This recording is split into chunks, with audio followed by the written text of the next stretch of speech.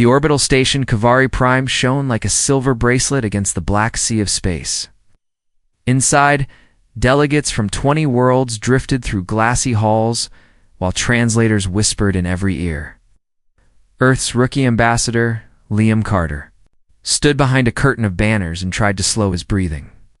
He straightened his navy jacket a third time and checked his speech tablet. The words wobbled like tiny fish. He wished they would stay still. Across the hall waited the Travante, tall and willow-thin, in layered gray robes. Their faces were smooth and pale, their eyes like clear quartz. They loved precise law. One wrong phrase, Liam had been warned, could twist into a binding contract. That warning beat in his head like a drum. Earth had joined the Galactic Accord only 3 years earlier, still the youngest voice in a choir of ancient powers. Humans were proud of their speed, their art, their stubborn hope, but they were also untested. Many older species treated them like eager children at a formal dinner, smiling yet unsure they belonged. Liam felt that weight each time he pinned on his ambassador badge.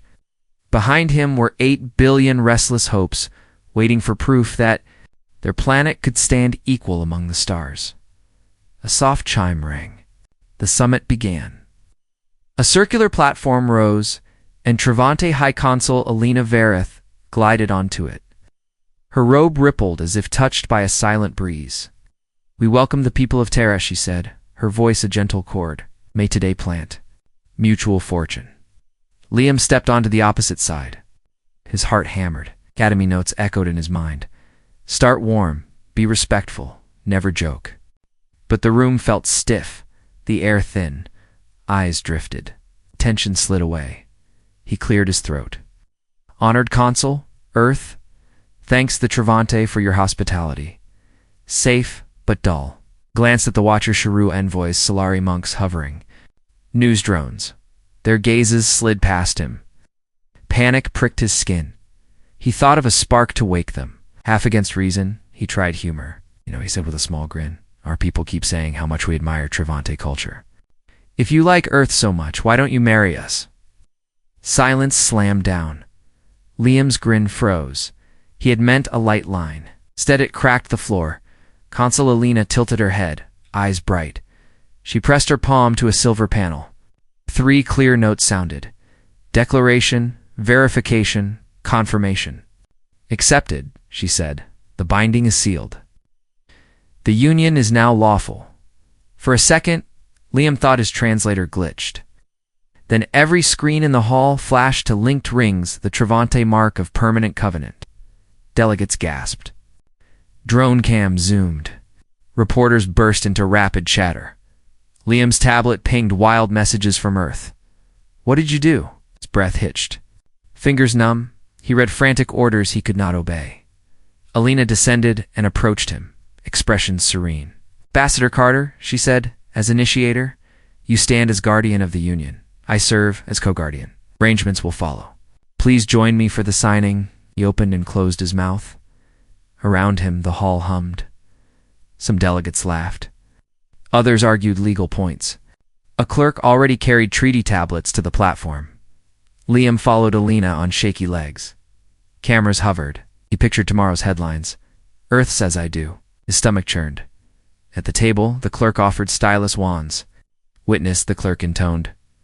"Covenant by oath and sigil." Alina signed first, her script elegant. Liam's hand shook as he took the stylus. The galaxy watched live. He breathed once, then wrote his name. A soft glow pulsed. A chime confirmed record. Scattered applause rose, curious then warm. Somewhere, a trumpet-like instrument played a bright flourish. Liam blinked at the cheering faces. Minutes ago, they had seemed half asleep. Now they leaned forward, eager to witness history. A warm rush of pride slipped through his panic. Maybe accidents, he thought, could open doors that careful plans never found. The notion steadied him. Even as fresh responsibility settled on his shoulders like an invisible cloak. Liam stepped back, dazed. Alina inclined her head. "We shall notify your planetary leaders," she said. "Prepare cultural exchange protocols." First visits are hosted by the initiating partner. You mean Earth? He asked weakly. Indeed, your world is now. Consort to the Travante. Our laws intertwine. Travel and knowledge will flow. He pictured Travante scholars gliding through Earth's streets, cafes selling alien wedding cakes, lawyers drowning in new clauses. It was thrilling and terrifying. At once, a Travante journalist asked, Ambassador Carter, did you intend this bond? He swallowed. Honesty mattered. I tried a friendly joke, he said. Maybe the universe enjoys comedy. The crowd murmured approval. Travante prized candor. Alina's eyes softened. Jokes often reveal hidden wishes. Perhaps our peoples desired unity. He managed a smile. Let's hope they're ready for a honeymoon. The platform lights dimmed, ending the session. Delegates dispersed, chattering about history. Liam's datapad flashed. Urgent calls, budget alarms, legal, drafts already forming. He breathed out slowly, then glanced toward the docking bay. Beyond the crystal windows, stars glittered like confetti. A long-range cruiser floated in, hull painted with the Travante crest. Soon fleets would pass between cultures, daily trade teams, students, artists, tourists. Somewhere inside that bustle, Liam and Alina would guide a marriage no one planned. He turned to her. Hi, Consul, where do we start? With conversation, she replied. Every strong union begins there. Then let's talk, he said. Side by side, they left the halt, two small figures in wide, echoing corridors, carrying the weight of a cosmic vow, born from one simple joke, and the hope that humanity's next chapter would be written with laughter, not fear.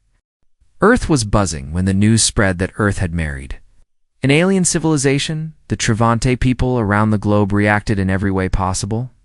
Some laughed, some panicked, and some just stared at their screens, not sure whether it was real or an elaborate prank. In a small apartment in New York, an old woman sipped tea and smiled. Well, she said to her cat, at least now I can say I lived to see Earth get married. Governments were not so calm. Inside the United Nations command tower, political leaders sat around a round table with tired eyes and serious faces. Every screen around them showed one name, Liam Carter, the man who had accidentally joked Earth into a legal interstellar union. This is not a joke anymore, said the Prime Minister of India. It never was, to the Travante replied. The American president? They treat every word like law. An advisor from the Earth Space Council explained in simple terms when Liam said, Why don't you marry us? The Travante took it as a formal proposal. In their culture, words said in front of witnesses, especially in public, become binding contracts. There is no way to take it back unless both parties agree to cancel it. And if they don't agree, someone asked. The advisor paused. Then it's permanent. People began to realize what this meant. Earth had not just signed a treaty, it had entered a legal, cultural, and territorial bond. Travante law referred to such a bond as a union of shared existence. That meant shared laws, shared resources, shared diplomatic voice, shared responsibilities. Meanwhile, back in space, Ambassador Liam Carter was still on Kaveri Prime with High Consul Alina Verith. After the surprise wedding, both of them were now considered co-guardians of the union. It was a title that came with honor and an overwhelming amount of paperwork. Liam sat at a large white table, flipping through hundreds of digital pages. On a glowing screen, Clause 3. Cultural exchange, he muttered. Clause 9. Mutual defense. Clause 11. Cross-planet tax cooperation, ... Then he stopped. Wait, what's Clause 1 for? Eh? Lena, sitting across from him, answered. Calmly. Shared ceremonial traditions. Does that mean Earth has to hold Travante-style bonding festivals? Yes, she said. And we shall host Earth's traditions as well. Your what is it called? Thanksgiving? Liam laughed nervously. I hope your people like pie, Alina. Blinked. We do not eat. But we can simulate flavors for understanding. Things were moving fast. Faster than Liam liked. But Alina never seemed surprised or worried. She followed every law with perfect calm. Later that day, Earth sent a new message to the Travante Council. It was formal and respectful. We kindly request to open negotiations to reverse or pause the union. What? The reply came within minutes. Request denied. The union was initiated willingly. No evidence of duress. Partnership is active. Earth was locked in. But not all was bad. Soon Travante ships arrived in Earth's orbit, not with weapons, but with gifts. They brought advanced medicine that healed wounds in minutes, floating lights that cleaned polluted air, and small translator cubes that allowed humans to speak almost any language. In return, Earth offered them music, books, food samples, and art. The Travante were fascinated by human creativity. Your emotions move faster than light, one of them said. Your music sings like wild stars. People started warming up. To the idea of the union, news stories changed tone. Alien marriage turns out better than expected. Travante tech cleans Delhi air in 3 days. Children attend alien storytelling classes via hologram. Even Earth scientists were excited. Travante knowledge included things humanity had only dreamed of: clean energy, deep space travel, and zero-gravity gardens. Back on Kavari Prime, Liam and Alina held their first joint assembly, a public talk where citizens from both planets could ask questions. A young Travante child asked, "Do humans believe in forever bonds?" Liam smiled. "We try. Some of us even believe in love at first sight." The child blinked. "Is that a military strategy?" Everyone laughed, including Alina. After the assembly, Liam sat with her on a quiet balcony overlooking the city of light. The stars blinked gently above them. "You know," Liam said, "I really didn't mean to marry an alien civilization." "I know," Alina replied, "but now that we are married," he said with a small grin, "do we get a honeymoon?" She looked at him thoughtfully. Travante honeymoons involve exploration and discovery. "Doesn't sound too different from Earth," Liam said. A soft silence passed between them. Two people from two worlds brought together by accident, yet slowly learning to listen. The next day, Earth prepared to welcome its first Travante visitors. They were not conquerors. They were artists, philosophers, scientists, curious and gentle. As one Earth news anchor said, "We may not have chosen this path, but maybe, just maybe, it's the path we needed." And so, the union moved forward, not as a joke anymore, but as something strange and beautiful. Humanity had stepped into the unknown, not with fear, but with a smile. 3 months after the union was made official, the Travante invited Earth to visit their homeworld, Velthara, a planet filled with floating cities, glowing gardens and sky bridges that shimmered like crystal rainbows. The invitation was called a unity visit, but people on Earth started calling it the planetary honeymoon. Liam Carter, now known across the galaxy as the Groom of Earth, was chosen to lead the human delegation. Alongside him was a team of scientists, artists, and peace ambassadors. Everyone had one job: represent Earth with kindness, curiosity, and respect. High Consul Alina Verith met them at the arrival platform. She wore a robe of soft light that shimmered with color as she moved. "Welcome to Velthara," she said. "May your first step be one of wonder." Liam smiled, stepping off the ship. "We brought Earth's best chocolate." "I hope that counts." The Travante did not eat in the traditional sense, but they had flavor simulators. They found chocolate to be complex, strange, and oddly delightful. That alone made the trip start with laughter. The human visitors were amazed. Velthara had no cars or smoke. The cities floated using clean gravity technology. Trees sang gentle songs, and buildings changed color depending on people's emotions. A blue tower meant peace. A golden roof meant excitement.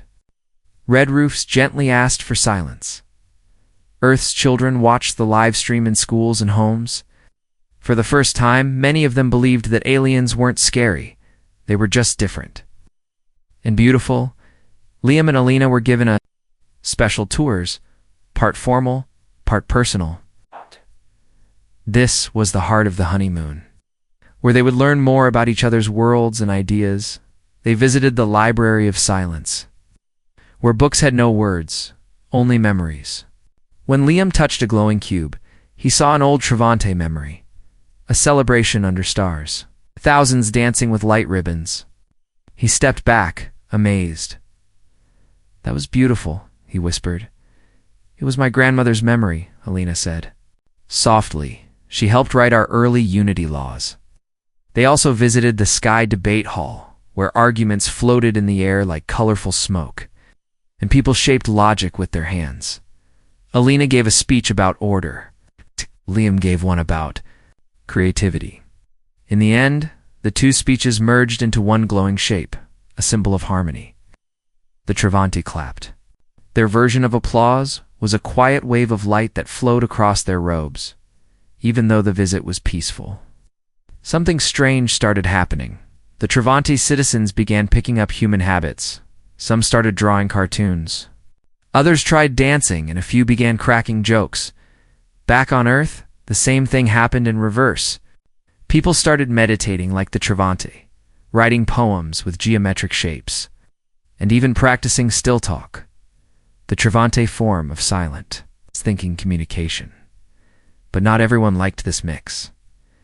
Inside the Council of Elders on Velthara, some old leaders whispered concerns. "Humans are unpredictable," said one. "They make decisions from feelings that will spread chaos inside our calm." Clause 17b must be remembered, said another. Clause 17b was an old law in Travante culture. It said that if a cultural bond began to change one side too deeply or too quickly, the union could be challenged, not by the people or the council, but only by one of the co-guardians. That meant only Liam or Alina could start a challenge. Meanwhile, Liam noticed something too. Earth's pop culture was rushing into Velthara like a wave. A Travante school now had posters of Earth singers. One shop even started selling alien love t-shirts with his and Alina's faces on them. "Is this normal?" Liam asked. "No," Alina said. "But it is not bad. Your people aren't upset. Some are confused. We are. Used to slow change." Liam sat down on a silver bench that floated just above the ground. "Sometimes I feel like I opened a door without knowing what was behind it." Alina sat beside him, folding her hands calmly. And yet what came through that door was not war, but laughter. Not greed, but wonder. Liam looked around. Children from both worlds were playing together in the distance, floating through the air in bubble-like hoverpods. They were laughing, learning to share words and gestures. "Maybe this is what a real honeymoon looks like," Liam said. "Not flowers and dinners, but learning to see the world through someone else's eyes." Alina nodded. True bonding begins with understanding. Back on Earth, people were preparing for the return of the delegation. Cities had already built welcome zones for Travanti visitors. Artists created murals showing Earth and Velthara, holding hands. A bakery in Paris had even designed a glowing cake that floated and hummed. But in the back of Alina's mind, something stayed. The quiet voice of the council. Right. And the ancient law that waited like a shadow. Clause 17b. If the Travante truly felt their way of life was being changed too fast. Would they ask her to challenge the Union? She didn't know. But she did know one thing. Earth had brought a new energy. A spark that her people hadn't felt in a long time. And maybe, just maybe, change wasn't a threat. Maybe it was a gift as. The stars turned above Velthara. Liam and Alina stood on a bridge made of light, watching the two worlds begin to dance slowly, carefully, like two partners learning their steps. And somewhere deep inside, both of them began to wonder. It was this really just a joke anymore? Or was it the start of something far bigger? 3 weeks after Earth's delegation returned from Velthara, something unexpected happened. Earth was changing. Fast. Travanti technology had entered daily life. In Tokyo, floating transport pods replaced old taxis. In Nairobi, new farms grew. Food without soil. In Rio, holographic concerts combined Earth music with glowing Travante shapes. Children in schools now learn Travante, number logic next to English and math. But that wasn't the strange part. What surprised everyone was how fast the Travante started changing too. On Velthara, statues of ancient lawgivers were replaced by paintings of Earth's artists. Travante youth formed music groups inspired by Earth bands. Some even wore human clothes, colorful jackets, hats, and shoes just for fun. One Travante poet named Velen Forshaw published a book called Laughing in Chaos. It became a bestseller on both planets. Her poems said things like, "Human, hearts dance with fire. We watched too long from the quiet shore. Now we step in." Across the galaxy, news headlines flashed. Earth's energy sparks galactic shift. Travante youth embrace human culture. Is the Union too much too soon? Inside the Council of Elders on Velthara, concern turned into action. Quiet meetings began. Few conservative leaders whispered about Clause 17b, the ancient law that allowed a co-guardian to challenge the Union if cultural harm was suspected. High Consul Lena Vareth was invited to a special council session. "Consul," said Elder Trelmon, "our world moves too fast. Ancient patterns are breaking." "They are changing," Alina replied. "Change is not always destruction." "Velthara used to move like a calm river," said another elder. "Now it rushes like a flood. We did not vote for this. Chaos." Alina listened in silence. She understood their fear. Travante had lived for thousands of years with balance and order. Every change was studied for decades before action. But humans moved differently. Their hearts were quicker, their hands braver, their minds open to surprise. After the meeting, Alina stood alone in the Hall of Thought, staring at the glowing memory cube of her grandmother. The ancient voice whispered, "Tradition is not a cage. It is a seed. Let it grow." Meanwhile, on Earth, the mix of cultures exploded into something strange and colorful. Cafes in London now served glow drinks made with Travante fruit gel. In Cairo, comedy clubs held joke exchange nights, where humans and Travante traded funny stories. Even fashion shows featured Earth Travante outfits, Hofrobe, Avdash denim, but not everyone loved the change. A group of Earth's historians wrote a letter titled, "Don't Forget Ourselves." They warned that in excitement, Earth might lose its identity. At the same time, Liam Carter found himself in the middle of the storm. He was invited to speak at the United Cultures Forum, a new event held on the floating city of Velatar. A giant crowd gathered. Some cheered, some watched quietly. Hologram cameras floated everywhere. Liam stepped up to the stage. "I know," he said, "that this all started with a joke. But jokes come from truth." He paused. "When I said marry us, I didn't know it would become real. Okay. But I also didn't know how right it would feel. Earth has gained more in 3 months than in 30 years. We've healed air, fed cities, and found new ideas. But we've also given the Travante something new. Laughter, art, emotion, even a little chaos. We must ask ourselves, is this destruction, ... or evolution?" The crowd was silent for a moment, then someone stood. "A Travante scholar, ambassador," she said. "Are you prepared for the cost of this evolution?" Liam looked at her. "What cost?" She held up a scroll. "Alina Vareth has been asked by the Elder Council to consider invoking Clause 17b. The crowd gasped. Liam's heart dropped. That night, Liam contacted Alina. She appeared on his screen, calm as always. But her eyes showed something new. "Wait, they are afraid," she said simply. "They see a wave coming and do not know if they will drown." Liam frowned. "So what happens if you invoke it?" "The Union enters a challenge period. Debate. We test. If either side fails, the Union is dissolved. And you? What do you want?" Alina paused. For the first time, she looked uncertain. "I do not know," she said, "but I will find the answer." In the following days, things slowed. Some exchange programs were paused. Some businesses halted new projects. People waited, watched, worried. Liam visited a small school in Kenya, where children were painting murals of Earth and Velthara, dancing under a shared sky. One little girl asked, "Mr. Liam, Are we still friends with the stars? Liam smiled gently. I hope so. Later, standing alone under Earth's night sky, Liam whispered to himself, maybe the hardest part of a marriage isn't the beginning. It's staying together when everything starts changing. Across the galaxy, Alina sat in a Travante garden, watching her people dance to a human melody under soft lights. The air shimmered with something new, something alive, and deep inside, she wondered, was this the end of the union, or just the beginning of something braver? The galaxy held its breath. From the floating cities of Velthera to the forests of Earth, everyone waited to see what High Consul Alina Vareth would decide. Would she invoke Clause 17b and challenge the Union? Inside her quiet meditation hall, Alina sat with eyes closed. Around her light floated like soft petals. She could hear the voices of the Elder Council echo in her memory. Preserve our culture, slow the change. End the Union if needed.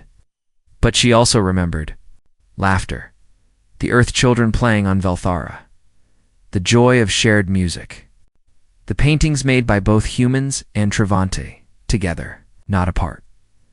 Across the stars, Liam Carter stood before a crowd in Earth's Global Harmony Chamber. Delegates from every country were present, along with a few Travante observers. Knew what was about to happen. He stepped up to the microphone. 3 months ago, Liam began. I said something I thought was a joke, but maybe it was the truth trying to speak. He paused and looked around the room. I said, why don't you marry us? And the Travante said yes. Now, we are facing a choice. Some say the union is too fast, too wild, too mixed. They say we are losing control. But I ask, what if we are not losing ourselves, but finding more of what we could be? He looked directly into the camera, speaking to Alina now. I didn't plan this, but I meant it. I meant the heart behind the words. I meant connection, learning, growing. This is more than a treaty. This is a relationship. And like any strong relationship, we need honesty, balance, and yes, change. He took a deep breath. I'm not asking for perfection. I'm asking for partnership. There was silence in the chamber. No applause. Just thought. Just waiting. That evening, Alina stood before the Council of Elders on Velthara. The meeting was private. The outcome would echo through the galaxy. I have listened to your concerns, she said calmly, and I respect our traditions.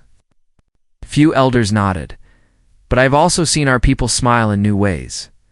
I have seen creativity rise and fear fall, and I have seen hope. Hope brought by the humans.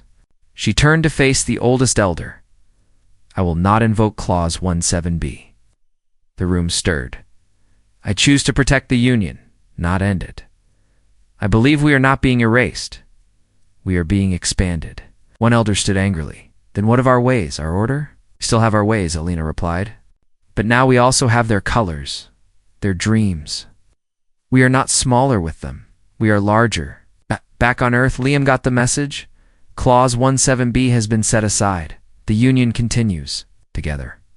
He smiled, then let out a deep breath he had been holding for weeks. Soon after, a joint celebration was planned, the first of its kind, to honor the choice. It would be held on Solbridge, a new space platform built between Earth and Velthara. It symbolized balance, not one world above the other.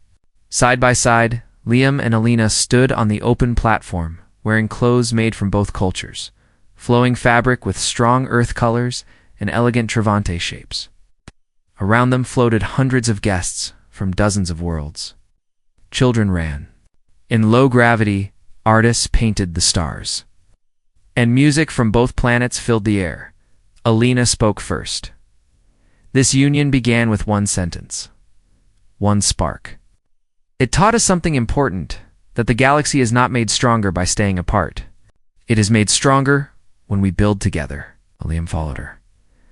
I thought I made a joke, but jokes are a kind of truth. They tell us what we're afraid to say out loud. And maybe, deep down, humans were always ready for this kind of love. The love that listens, grows, and builds bridges. As the guests cheered, something strange happened. Lights above the platform formed a new symbol. Not Earth's flag, not Valthara's crest, but a blending of both.